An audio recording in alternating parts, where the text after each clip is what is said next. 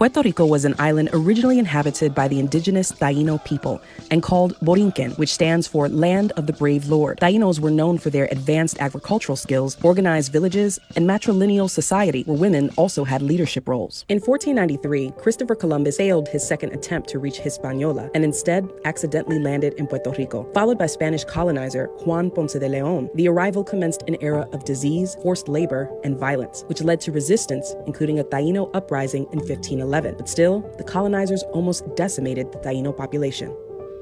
As soon as the early 1500s, Spain would begin enslaving West Africans to replace Taino labor.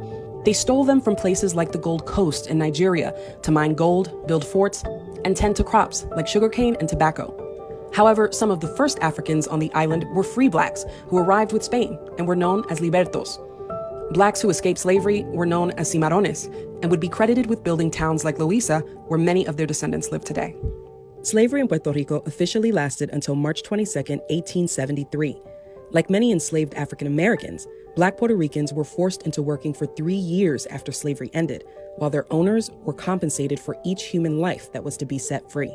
About 25 years after slavery ended, the U.S. would take control of the island in 1898. Anti-Black sentiment was only further reinforced.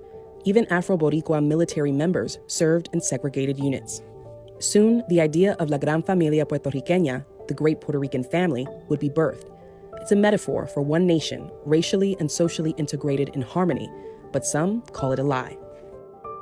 Despite a U.S. takeover, Puerto Ricans didn't become U.S. citizens until 1917. Even still, the island has no federal voting rights, statehood, or independence. The island's position as a U.S. territory has left it vulnerable to crushing debt, poverty, and environmental crises with inadequate support.